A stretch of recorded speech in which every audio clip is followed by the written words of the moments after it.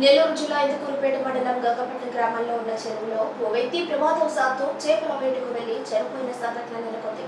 గ్రామంలో కూలి పని చేసుకుంటూ జీవనం సాగిస్తున్న సప్పిడి సోలా అనే సుమారు 50 సంవత్సరాల వయసు కలిగిన వ్యక్తి చేపల వేటకు వెళ్లి ప్రమాదవశాత్తు చనిపోయారు.